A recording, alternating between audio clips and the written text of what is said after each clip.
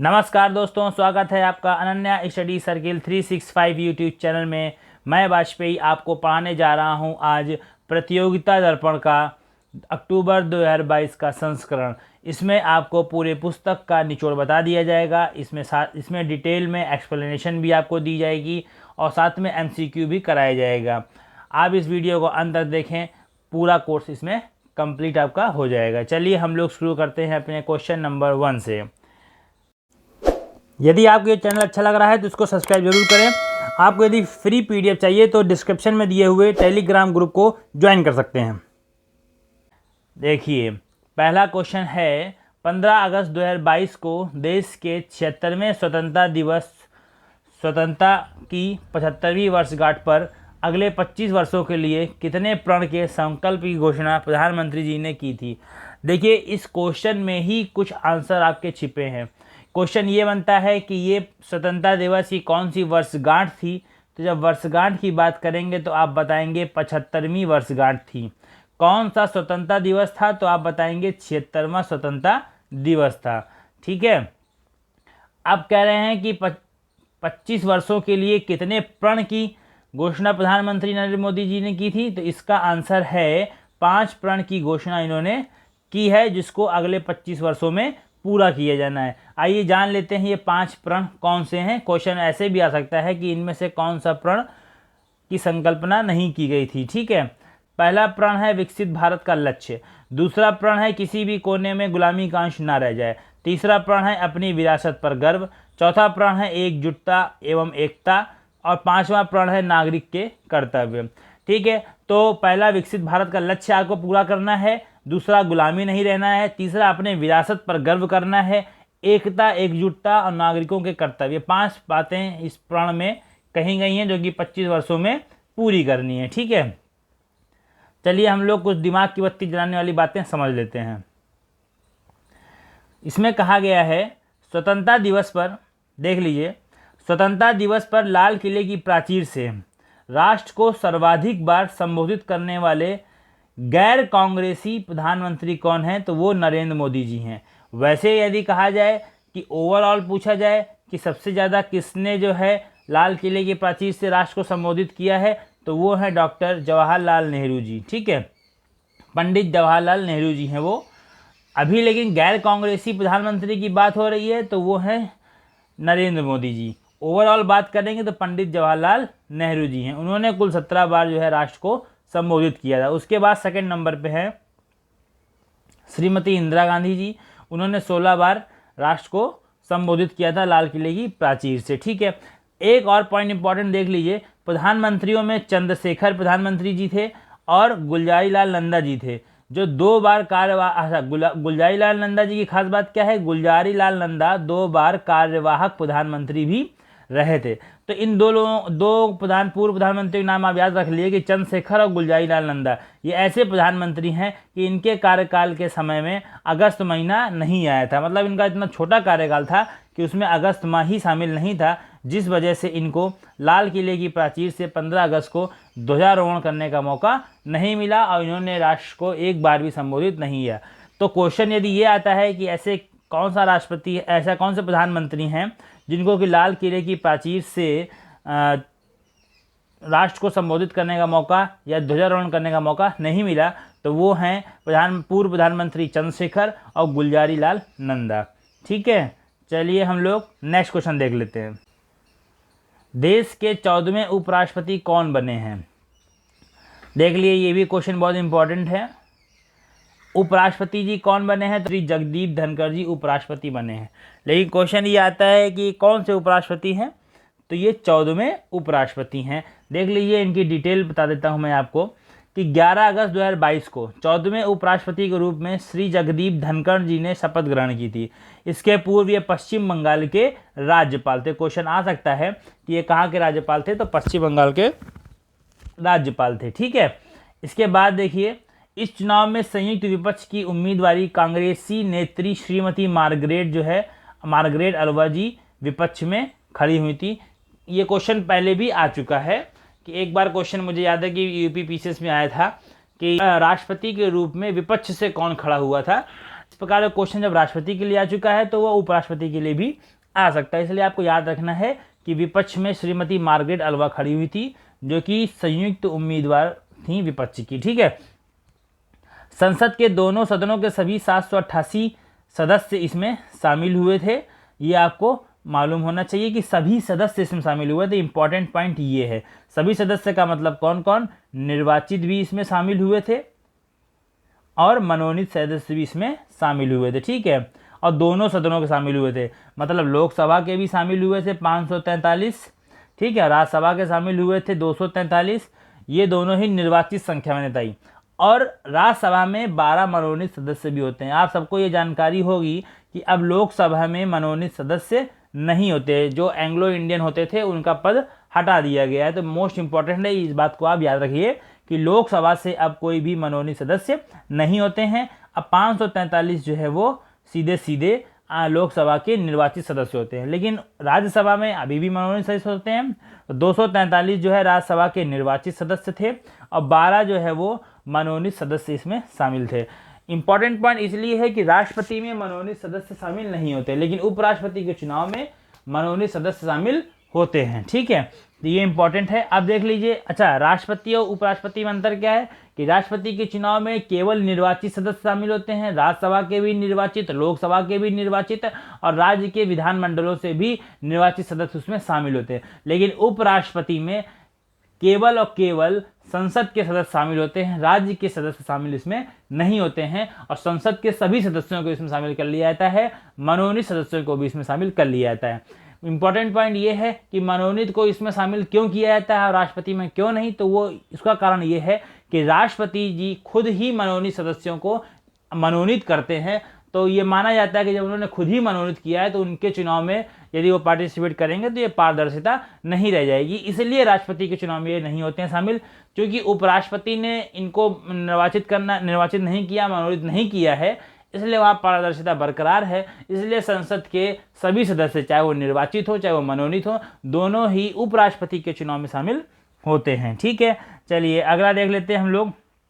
इसी में आगे देख लेते हैं कि अभी टोटल डिटेल समझ लेते हैं कि इसमें 728 सदस्य थे, 88 सदस्य थे, जिसमें से 8 लोग जो है इसमें नहीं आए थे, रिक्त थे, जिससे कुल संख्या कितनी थी, 780 थी। मतलब नहीं आए थे, नहीं, रिक्त थी, मतलब सीटें रिक्त थी।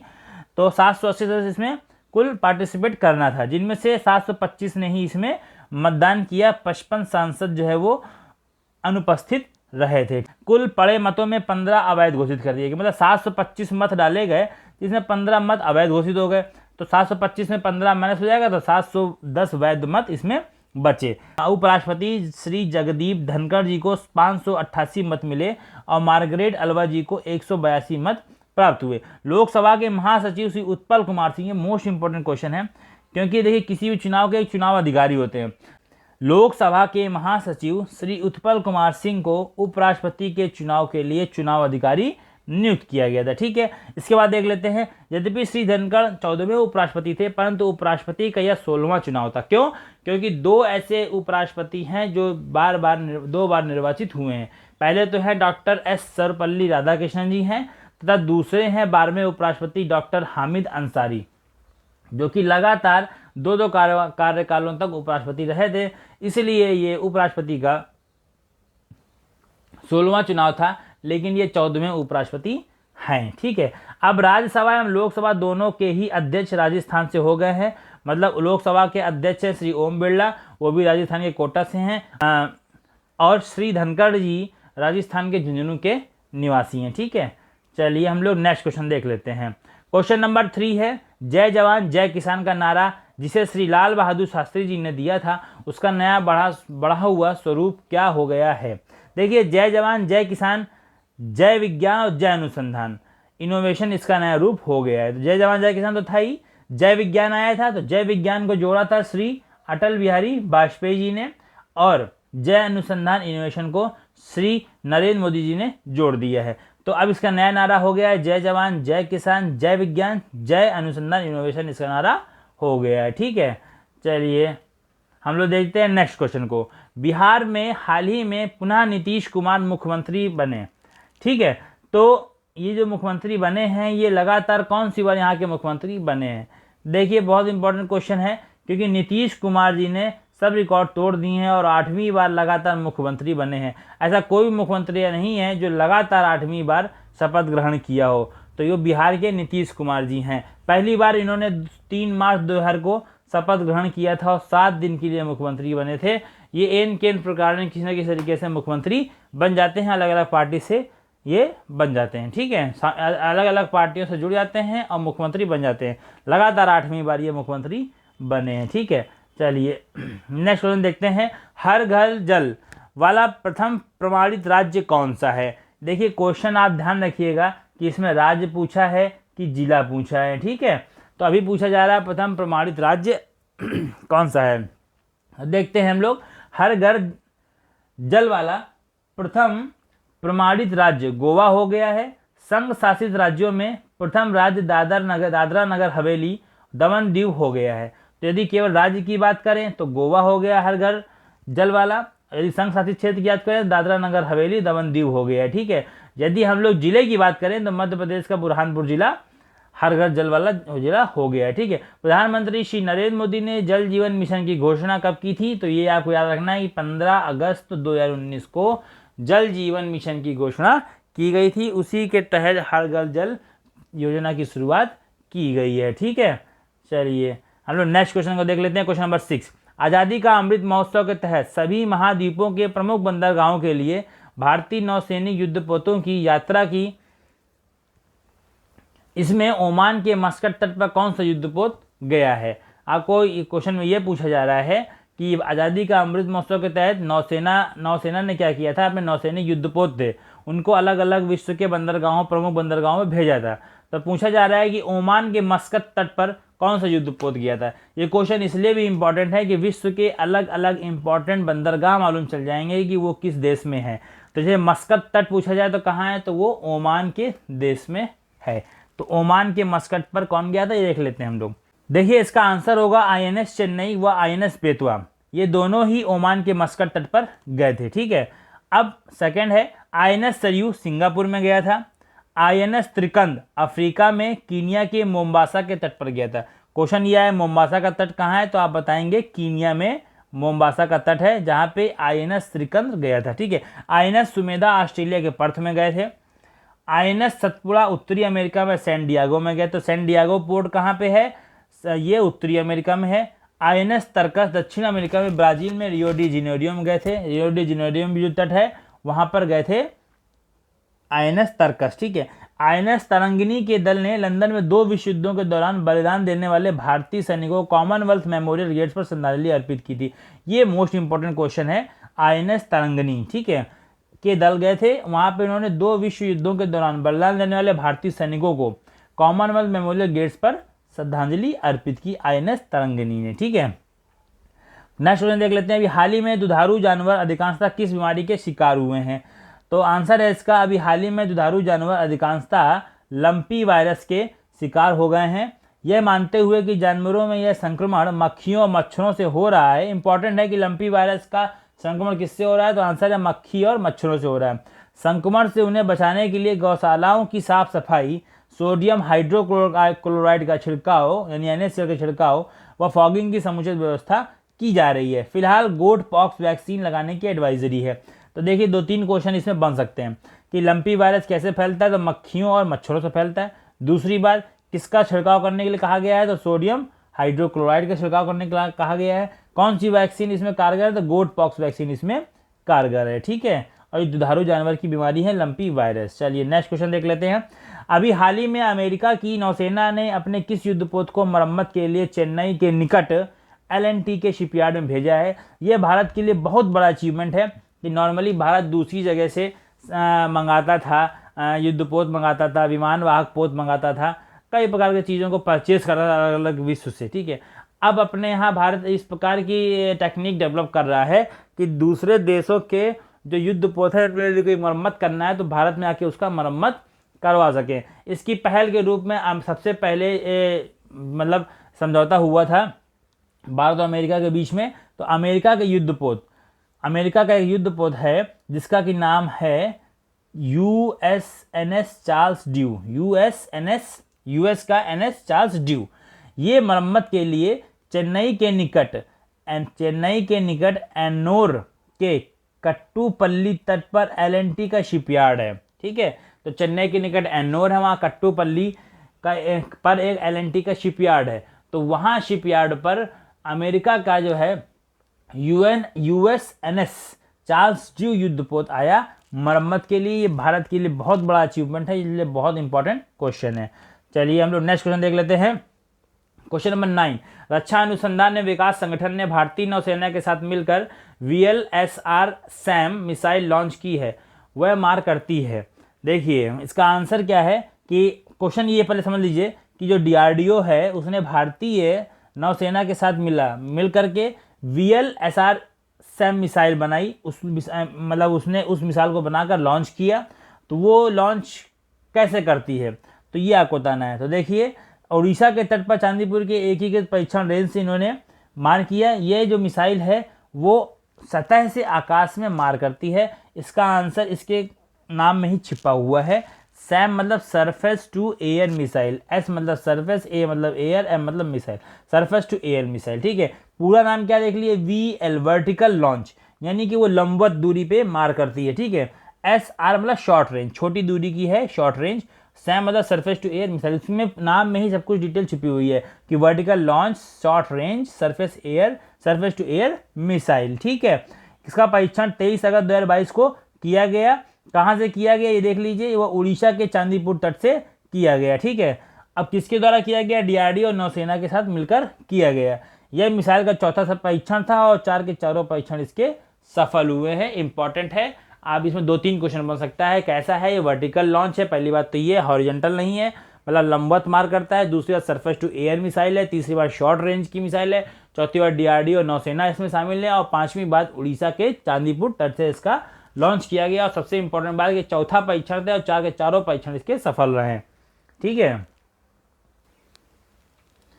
चलिए हम लोग नेक्स्ट क्वेश्चन को देख लेते हैं। ठीक है, क्वेश्चन नंबर 10 है, भारतीय नौसेना के पोरबंदर में नेवल एयर एनक्लेव स्थित INS 314 पर तैनात 5 महिला अधिकारियों के उड़ान दल द्वारा अरब सागर में पहला केवल महिलाओं का कौन सा मिशन पूरा किया गया है। क्वेश्चन में ही कई आंसर छिपे होते हैं, आप देख लीजिए। INS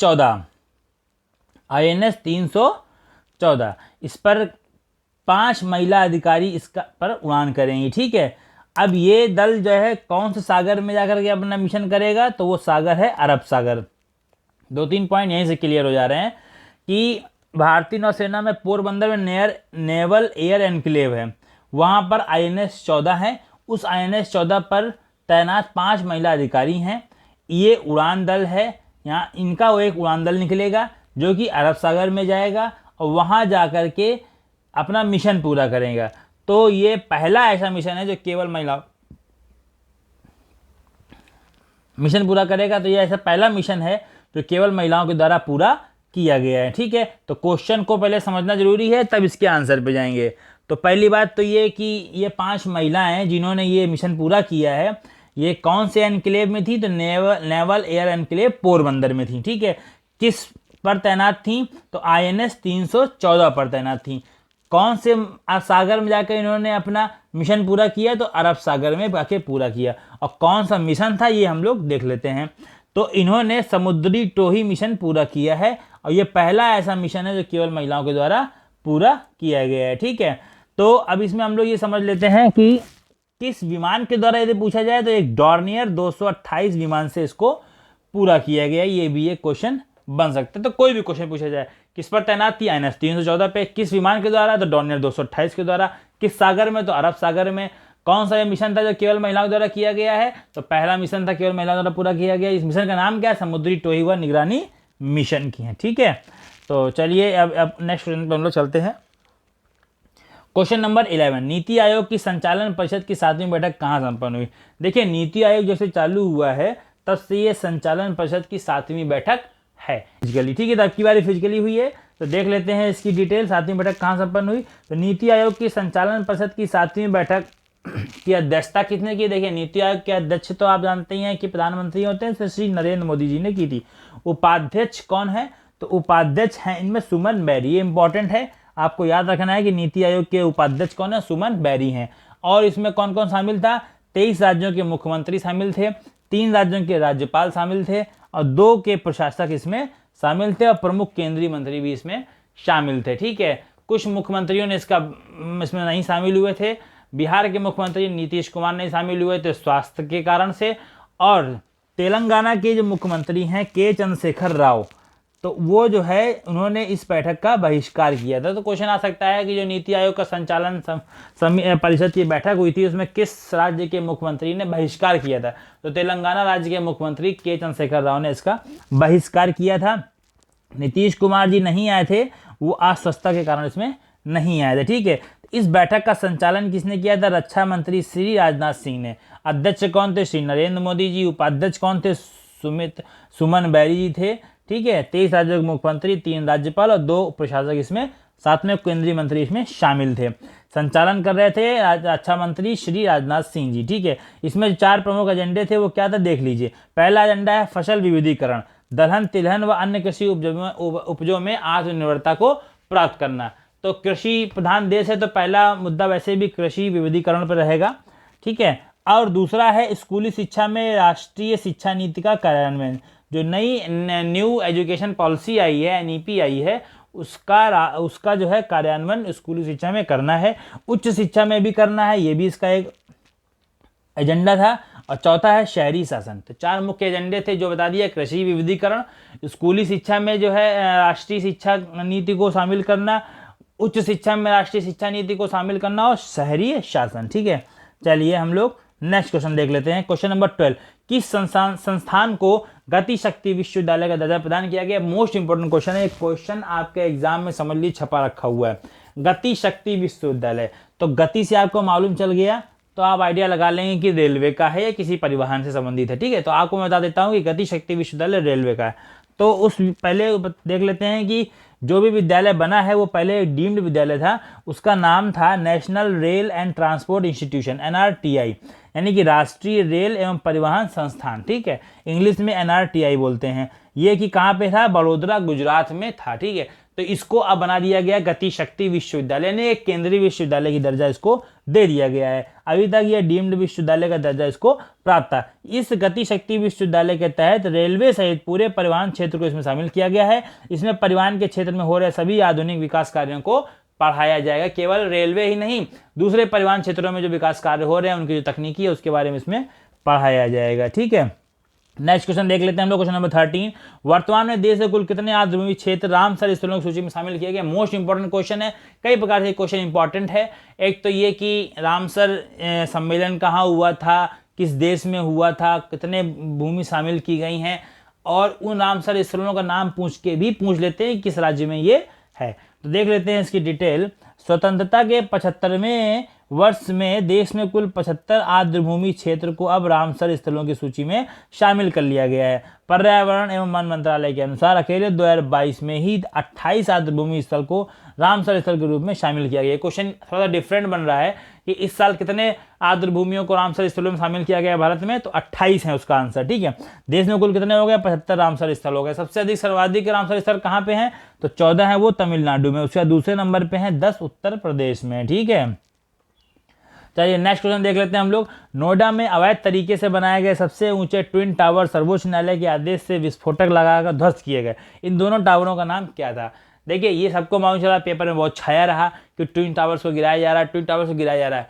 तो केवल उस न्यूज़ को सुन तो लिया आपने, लेकिन अब उसके अंदर की डिटेल भी हम लोग जान लेते हैं कि इसमें किस प्रकार क्वेश्चन बन सकते हैं। तो देखिए इसका नाम किस सियोन टावर और एपेक्स टावर था। पहली बात तो ये है कि इनका टावर का नाम है सियोन टावर और एपेक्स टावर, पहली बात।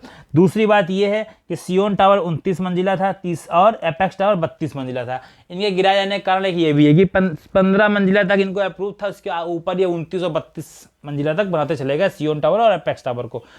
और तीसरी बात ये है कि इन दोनों टावरों के बीच की दूरी 16 मीटर कही गई थी, लेकिन इन्होंने कितनी दी थी? 9 मीटर थी। ये भी एक इनकी गलती थी और लगातार सब जगह से अप्रूवल मिलता रहा, तो भ्रष्टाचार का इसको एक जीता जागता प्रमाण माना जाता है। ठीक है, सर्वप्रथम देखिए, सर्वप्रथम 2014 में इलाहाबाद उच्च न्यायालय ने इसे गिराने का आदेश दिया था। ठीक है, उसके बाद फिर सर्वोच्च न्यायालय ने इसे गिराने का आदेश 31 अगस्त 2021 को ही दे दिया था, यानी एक साल पहले तब भी ये इम्प्लीमेंट आते आते 28 अगस्त 2022 हो गया, तब जाकर ये टावर गिराया गया। तो क्वेश्चन यदि आ जाए कि उच्चतम न्यायालय ने कब इसको आदेश दिया गिराने का, तो 2021 में दिया था, 31 अगस्त 2021 को। ठीक है, इसके लिए टावर फॉल इम्प्लोजन तकनीक का प्रयोग किया गया। ये इंपॉर्टेंट है कि किस तकनीक का प्रयोग किया गया, तो टावर फॉल इम्प्लोजन तकनीक का प्रयोग किया गया।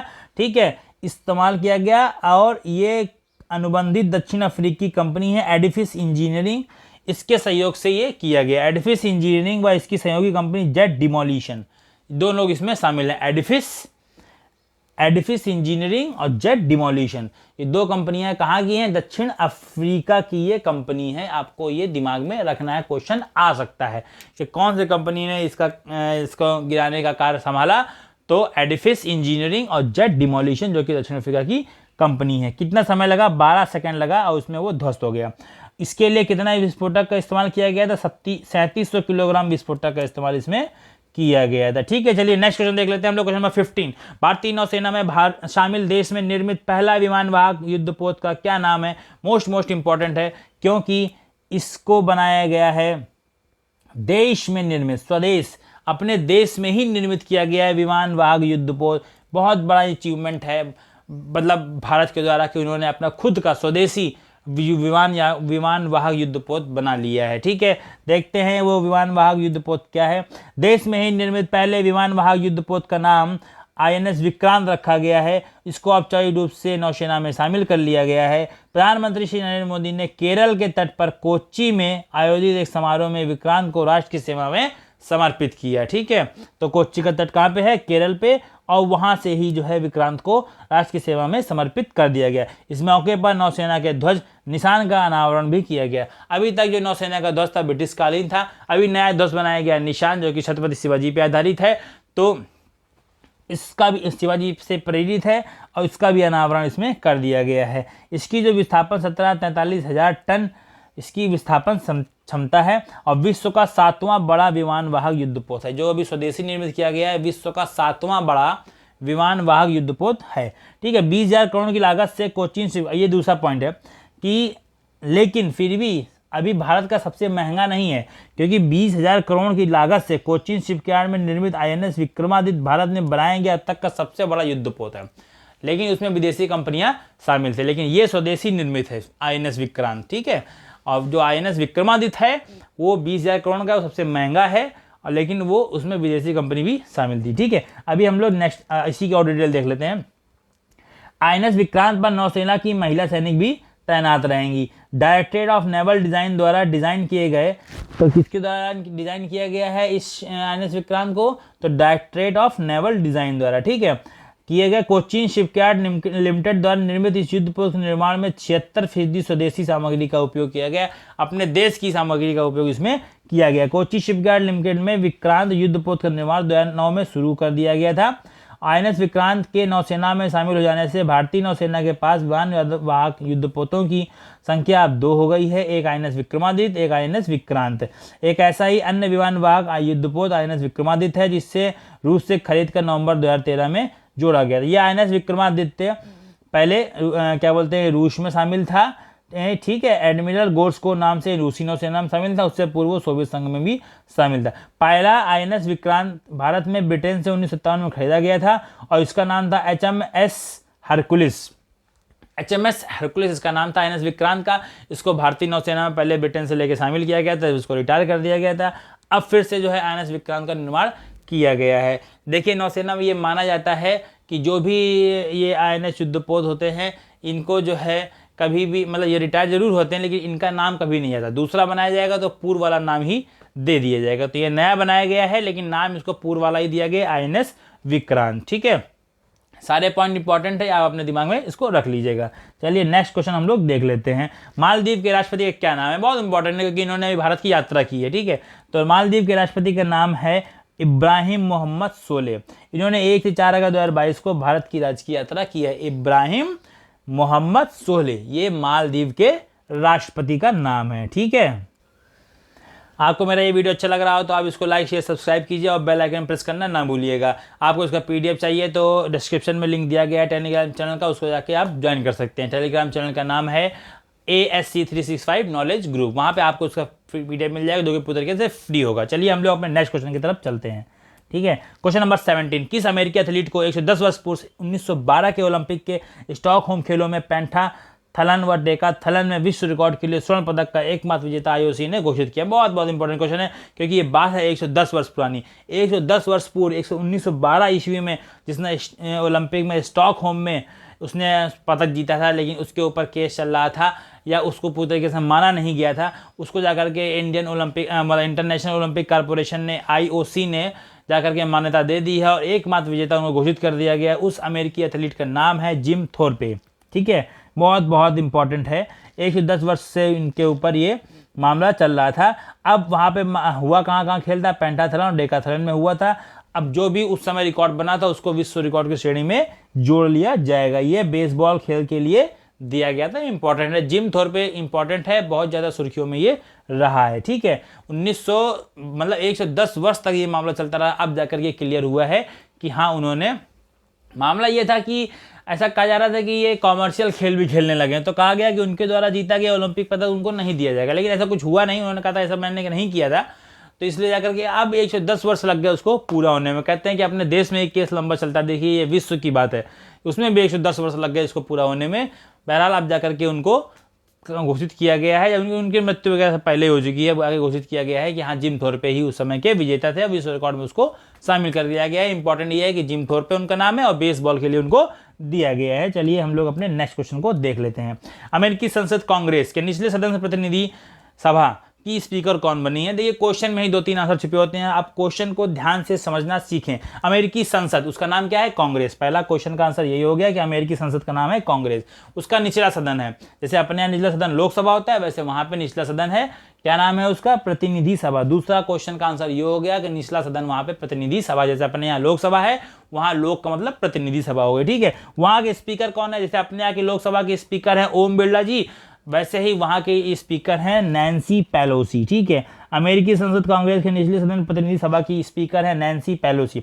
अभी हाल ही में ये ताइवान देश की यात्रा इन्होंने की है, जिससे चीन बहुत नाराज दिखा और सुर्खियों में ये मामला रहा था। ठीक है, ताइवान की राष्ट्रपति त्साई इंग बेन है, इन्होंने जाकर के इनका आवाभगत किया था। त्साई इंग बेन, इनसे जाकर के ये नैन्सी पेलोसी जी मिली थी। ठीक है, अब ताइवान इंपॉर्टेंट क्यों, ये समझ लीजिए। जितने भी कंप्यूटर है, मिसाइल है, वाहन है, विमान, मोबाइल, इन फोनों के उत्पाद जो होते हैं, ठीक है, एवं अन्य इलेक्ट्रॉनिक उत्पाद होते हैं, इनका सबसे बड़ा निर्यातक ताइवान देश ही है। यदि इस पर कब्जा जिसने भी कर लिया, सभी प्रकार के निर्यातों पर ये अपना आधिपत्य जमा सकता है। इसलिए चाइना उसको अपना मानता है, लेकिन अमेरिका वगैरह जो है वो ताइवान का सपोर्ट कर रहे हैं, ताकि चाइना के एकमात्र कब्जे पे वो ना जाए, स्वतंत्र राष्ट्र के रूप में कार्य करे। चलिए हम लोग नेक्स्ट क्वेश्चन देख लेते हैं। अभी हाल ही में अमेरिका ने किस मिसाइल का प्रयोग करके अलकायदा सरगना अयमान अल जवाहिरी को मार गिराया? जैसे ओसामा बिन लादेन को मारा था, उस समय पूछा गया था कि कौन से कमांडो आए थे, ऐसे ही यहाँ पे भी पूछा सकता है कि अलकायदा सरगना अयमान अल जवाहिरी, नाम याद कर लीजिए, अयमान अल जवाहिरी, इनको मारा गया है मिसाइल से। तो उस मिसाइल का नाम क्या है? तो उस मिसाइल का नाम है हेल फायर मिसाइल। ठीक है, ये ड्रोन हमले द्वारा, ड्रोन के द्वारा ये मिसाइल छोड़ी गई, जिसका नाम था हेल फायर मिसाइल। कहते हैं ये बालकनी में आया थोड़ी देर के लिए, उसी समय जो है उन्होंने मार दिया। ये टेक्निक देखिए आप, ड्रोन के हमले से उनको उसी समय मालूम चल गया कि बालकनी में आया, तो उसी समय मालूम चल गया, ड्रोन के हमले से हेल फायर मिसाइल के द्वारा उसको मार गिराया गया। ठीक है, चलिए हम लोग नेक्स्ट क्वेश्चन को देख लेते हैं। क्वेश्चन नंबर 20, स्पेस एक्स के रॉकेट के जरिए दक्षिण कोरिया द्वारा चंद्रमा की कक्षा हेतु किस उपग्रह का प्रक्षेपण किया गया? क्वेश्चन में ही कई आंसर छिपे होते हैं, अभी देख लीजिए कि किस स्पेस एक्स के रॉकेट के जरिए किया गया है, आपको पहले बात ये मालूम होना चाहिए। ठीक है, दक्षिण कोरिया ने चंद्रमा की कक्षा में परिक्रमा के लिए अपने स्वदेशी उपग्रह दानुरी का प्रक्षेपण फ्लोरिडा के कैप कैनेवल स्पेस स्टेशन से स्पेस एक्स के फॉल्कन रॉकेट के द्वारा किया गया। तो कई क्वेश्चन बन सकते हैं कि पहले बात तो ये है कि जो चंद्रमा पे उपग्रह भेजा है, प्रक्षेपण किया, उसका नाम क्या है? ये चूंकि दक्षिण कोरिया का अपना स्वदेशी उपग्रह, उसका नाम है दानुरी। ठीक है, कहाँ से किया गया? फ्लोरिडा से, केप कैनेवरल से स्पेस स्टेशन से किया गया है। फ्लोरिडा के केप कैनेवरल स्पेस स्टेशन से किया गया है। ठीक है, किसके द्वारा किया गया? एजेंसी शामिल थी, स्पेस एक्स के माध्यम से किया गया है। कौन सा रॉकेट शामिल किया गया? तो फॉल्कन रॉकेट को इसमें शामिल किया गया। ठीक है, दक्षिण कोरिया चंद्रमा की कक्षा में उपग्रह भेजने वाला विश्व का 7वां देश बन गया है। मोस्ट इंपॉर्टेंट क्वेश्चन है यहाँ पे। इसमें भारत ऑलरेडी शामिल है, इसलिए जब हम एशिया की बात करेंगे तो इसमें चीन, जापान और भारत के बाद एशिया का ये चौथा देश बन गया है। दक्षिण अफ्रीका विश्व का 7वां, एशिया का चौथा देश। भारत ऑलरेडी चंद्रमा पे अपना उपग्रह भेज चुका है, ठीक है। एशिया में चीन, भारत और जापान भेज चुके हैं, ठीक है। चलिए नेक्स्ट देखते हैं हम लोग इसी में पॉइंट को। दक्षिण कोरिया ने पहली बार स्वदेशी रॉकेट नूरी के जरिए एक उपग्रह भेजा था, लेकिन वो पृथ्वी से 700 किलोमीटर ऊंची कक्षा में सफलतापूर्वक भेजा था 21 जून 2022 को। तो नूरी किसका उपग्रह है? वो भी दक्षिण कोरिया का है। दानूरी किसका उपग्रह है? वो भी दक्षिण कोरिया का, लेकिन दानूरी को भेजा गया चंद्रमा में और इसको भेजा गया था नूरी को पृथ्वी से 700 किलोमीटर ऊपर, ठीक है, पृथ्वी की कक्षा में। चलिए हम लोग नेक्स्ट क्वेश्चन को देख लेते हैं। अभी हाल ही में किस देश में भारत का दूतावास खोला गया? मोस्ट इंपॉर्टेंट क्वेश्चन है, देख लीजिए। एम्बेसी खोली जाती है, वो देश का नाम है पराग्वे। पराग्वे की राजधानी एसेंसियोन। एसेंसियोन आपने बहुत बार सुना होगा, बहुत बार चर्चा में रहा है। भारत की इनसे एक विदेशी सूझबूझ और समझौता लगातार पहले से ही होता चला आ रहा है, लेकिन अभी तक पराग्वे में भारत ने अपनी एम्बेसी, अपना जो है क्या बोलते हैं, भारत ने अपना दूतावास वहाँ पे ओपन नहीं किया, जबकि पराग्वे ने अपना दूतावास 2006 में ही भारत में ओपन कर दिया था। तो कैसे विदेशी नीति चल रही थी? तो वो विदेशी नीति अर्जेंटीना जो दूसरा देश है उसकी ब्यूनस आयर्स में जो एम्बेसी थी वही पराग्वे के लिए भी एम्बेसी का कार्य कर रही थी। भारत की एम्बेसी जो ब्यूनस आयर्स में थी वही भारत की एम्बेसी पराग्वे के लिए भी एम्बेसी का कार्य कर रही थी। लेकिन वहाँ के नागरिकों, जो भारत के नागरिक वहाँ पे जाते हैं, उनको जो समस्या होती है उस समस्या का सामना नहीं करना पड़ेगा। पराग्वे में भी एक भारत की दूतावास खोल दिया गया। ये बहुत इंपॉर्टेंट क्वेश्चन है, ठीक है। चलिए आपको अब नेक्स्ट क्वेश्चन बताते हैं। क्वेश्चन नंबर 22, हाल ही में किस देश में पूर्व प्रधानमंत्री को भ्रष्टाचार के मामले में 12 वर्ष के कारावास की सजा सुनाई गई है, ठीक है। तो देख लेते हैं, हाल ही में मलेशिया देश के पूर्व प्रधानमंत्री नजीब रजाक को भ्रष्टाचार के मामले में कारावास सजा सुनाई गई है। तो इंपॉर्टेंट है, क्वेश्चन आ सकता है किस देश के पूर्व प्रधानमंत्री को भ्रष्टाचार सजा सुनाई गई, तो आप बता सकते हैं मलेशिया के प्रधानमंत्री, उनका नाम है, पूर्व प्रधानमंत्री, उनका नाम है नजीब रजाक को, ठीक है। चलिए क्वेश्चन नंबर 23 देख लेते हैं। हाल ही में किस देश में भीषण बाढ़ के चलते राष्ट्रीय आपातकाल की घोषणा की गई है? ये बहुत इंपॉर्टेंट है, क्वेश्चन आना ही आना है, पेपर में लिख के रख लीजिए कि गजब बेइज्जती पाकिस्तान की इसमें हुई है। पाकिस्तान में भीषण बाढ़ आई और जिसके चलते पूरे देश में आपातकाल की घोषणा कर दी कि संभाल ही नहीं पाया पाकिस्तान, भारत की मदद लेना पड़ा उसको। तो हाल ही में पाकिस्तान ने भीषण बाढ़ के चलते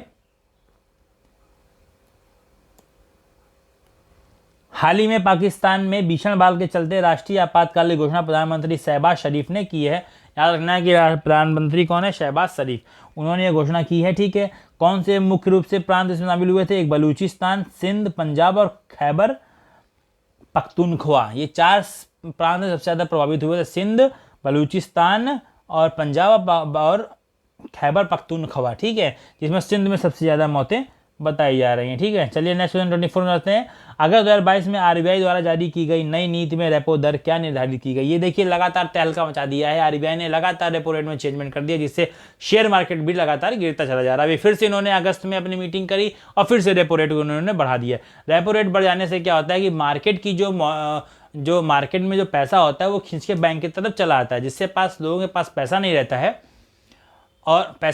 है और जितने भी लोन्स होते हैं वो बढ़ते चले जाते हैं, ठीक है। लोन का जो ईएमआई है, जो इंटरेस्ट है, वो भी बढ़ता चला जाता है।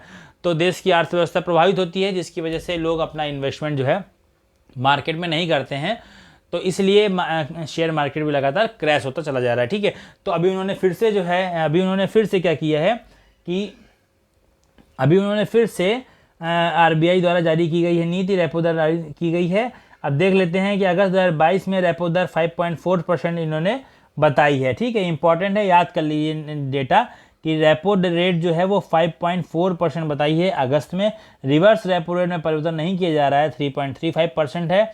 स्टैंडिंग डिपॉजिट फैसिलिटी SDF इसको 5.15% किया गया, ये ध्यान, ठीक है। इसके बाद मार्जिनल स्टैंडिंग फैसिलिटी MSF जो है वो 5.65 किया गया है, ठीक है। बैंक रेट जिसको 5.65% किया गया, यानी कि MSF और बैंक रेट दोनों ही 5.65% है। और CRR नगद आरक्षण अनुपात 4.5% किया गया है। सांविधिक तरलता अनुपात 18% आरबीआई द्वारा निर्धारित किया गया है, ठीक है। तो ये सब आपको याद रखना है, क्वेश्चन में हूबहू पूछ लेते हैं कि रेपो रेट कितना है, तो 5.4%, रिवर्स रेपो रेट कितना, 3.35%, ठीक है। और standing deposit facility SDF rate कितना है 5.15%, मार्जिनल स्टैंडिंग फैसिलिटी रेट कितना है 5.65%, बैंक रेट कितना है 5.65%, नगद आरक्षण अनुपात कितना है CRR 4.5% है, SLR कितना है 18% निर्धारित किया गया। ठीक है, चलिए हम लोग नेक्स्ट क्वेश्चन देख लेते हैं। क्वेश्चन नंबर 25, अगस्त 2022 में RBI द्वारा जारी की गई नई नीति में 2022-23 में देश की GDP में वृद्धि कितनी अनुमानित की गई है। जो भी अगस्त में इन्होंने नीति निर्धारित की है उसमें RBI ने कितनी मानी है GDP रेट, तो भारत की GDP RBI द्वारा 7.2% को अनुमानित की गई है 2022-23 के लिए। ठीक है, चलिए नेक्स्ट क्वेश्चन देखते हैं। क्वेश्चन नंबर 26 मोस्ट इंपॉर्टेंट, इससे एक ना एक क्वेश्चन जो है इससे एक ना एक क्वेश्चन एग्जाम में आना श्योर है। ठीक है, चलिए क्वेश्चन देख लेते हैं। फसल वर्ष 2021-22 के दौरान देश में प्रमुख कृषिगत उपजों के चौथे अग्रिम अनुमान आ गए हैं। ठीक है, 21-22 के लिए चौथे अग्रिम अनुमान आ चुके हैं। 21-22 में देश में खाद्यान्नों का कुल उत्पादन कितना रहा है। देखिए, पहली बात तो ये है कि खाद्यान्नों का कुल उत्पादन रहा है वो 315.72 मिलियन टन। ये क्वेश्चन सीधे सीधे पूछा जाता है, आप इसका आंसर देंगे 375.72 मिलियन टन। इसके पहले कितना था, वो 310.74 मिलियन टन था, जो 2022-21 में था। ठीक है, तो 2021 से 21-22 में आ गए हैं तो 315.72 मिलियन टन हो गया। लगभग उसकी तुलना में 4.98 मिलियन टन या लगभग 5 मिलियन टन के आसपास जो है वो ज़्यादा उत्पादन हुआ है। ठीक है, चावल का उत्पादन जो रिकॉर्ड हुआ है वो 130 मिलियन के आसपास हुआ है। ठीक है, गेहूं का उत्पादन 106.84 मिलियन टन हुआ है, लगभग 107 मिलियन टन हुआ है। और गन्ना का जो देखिए ये जो 315.72 मिलियन टन उत्पादन हुआ है खाद्यान्न में, उसमें गेहूं चावल सब शामिल हैं। ठीक है, लेकिन गन्ना अलग है, तो गन्ना का कितना जो है रिकॉर्ड उत्पादन हुआ है वो 431.81 मिलियन टन अलग से हुआ है, आपको याद रखना है। ठीक है, मोटे अनाज एवं कपास का उत्पादन इस बार कम रहा है। क्वेश्चन आ सकता है कि किसका उत्पादन इस बार कम रहा है, तो मोटे अनाज और कपास का उत्पादन इस बार कम रहा है। ये इंपॉर्टेंट पॉइंट है। तो पहला तो ये है कि पिछली बार कितना था 310.74, अब की बार कितना है 315.72, कितना बढ़ गया 4.98 मिलियन टन बढ़ गया है। ठीक है, चावल कितना है रिकॉर्ड उत्पादन हुआ, इसलिए पूछा सकता है 130.29। गेहूं बहुत ज़्यादा चर्चा में रहा है तो 106.84 मिलियन टन, और गन्ना जो है वो 431.81 मिलियन टन हो गया है, इसका रिकॉर्ड उत्पादन हुआ है, इसलिए ये भी इंपॉर्टेंट है। और किसका उत्पादन कम हुआ है, तो मोटे अनाज और कपास का उत्पादन इस बार कम हुआ है। ठीक है, क्वेश्चन नंबर 27 देख लेते हैं। गन्ने का पिराई सत्र कब से कब तक होता है, ये आपको बताना है। एवं 2022-23 के लिए उचित एवं लाभकारी मूल्य फेयर एंड रिम्यूनरेटरी प्राइस FRP जो है कितना निर्धारित किया गया है। मोस्ट इंपॉर्टेंट क्वेश्चन है, इससे एक क्वेश्चन जो है एग्जाम में बिल्कुल समझ ली छपा मिलेगा आपको। जैसे दूसरे खाद्यान्नों के लिए MSP होता है, वैसे गन्ने के लिए FRP होता है, फेयर एंड रिम्यूनरेटरी प्राइस। ठीक है, तो उचित एवं लाभकारी मूल्य जिसको बोलते हैं वो गन्ने के लिए दिया जाता है। गन्ने का पिराई सत्र कब होता है, तो वो आपको याद रखना है। जो गन्ने का पिराई सत्र है, देख लेते हैं, गन्ने का जो पिराई सत्र है वो अक्टूबर से सितंबर तक होता है। यदि हम लोग 22-23 की बात करें तो अक्टूबर 22-23 की बात करें तो अगला जो अभी जो सत्र बीत गया उसकी यदि हम बात करें 21-22 का, तो वो अक्टूबर 2021 से लेकर के सितंबर 2022 तक का ये सत्र चला था, इसका पिराई सत्र। ठीक है, तो अभी ये पिराई हो गया समझ लीजिए। तो गन्ने की उसके बाद जो है गन्ने का उचित एवं लाभकारी मूल्य इसमें डिसाइड किया गया, जो कि 15 रुपये प्रति कुंटल की वृद्धि सरकार ने कर दी है, और करके 305 रुपये प्रति कुंटल इसका निर्धारित किया गया है। असल में ये निर्धारित किया जाता है हर बार, तो अभी इस बार क्या निर्धारित किया गया, 15 रुपये बढ़ा दिया गया है प्रति कुंटल, तो लगभग अब 305 रुपये प्रति कुंटल कर दिया गया है। 21-22 में 290 रुपये प्रति कुंटल था। ठीक है, देखते हैं यह फैसला कौन लेता है। प्रधानमंत्री की अध्यक्षता में एक कमेटी होती है आर्थिक मामलों पर मंत्रिमंडल की कमेटी CCEA। ठीक है, तो कमेटी ऑन आर्थिक मामलों पर मंत्रिमंडल committee, cabinet committee on economic affairs. ठीक है, तो आर्थिक मामले पर मंत्रिमंडल की ये समिति होती है, उसके द्वारा यह फैसला लिया जाता है, और यह फैसला प्रधानमंत्री की अध्यक्षता में लिया जाता है। कृषिगत लागत एवं मूल्य आयोग एक आयोग है, लागत भी है और मूल्य आयोग है। उसने गन्ने के उत्पादन में जो उसका लागत लगाया है A2F2 बोलते हैं, ये क्वेश्चन आ चुका है पहले भी कि उसको क्या बोलते हैं, A2F2 बोलते हैं, जो कि वास्तविक भुगतान की राशि होती है। ठीक है, वास्तविक भुगतान की गई लागत के साथ परिवार का परिश्रम भी उसमें जोड़ लिया जाता है, इसलिए A2 और F2। तो वो कितना आया था, वो आया था लगभग 162 रुपये प्रति कुंटल आया था और अभी निर्धारित कितना कर दिया गया FRP, वो 305 रुपये।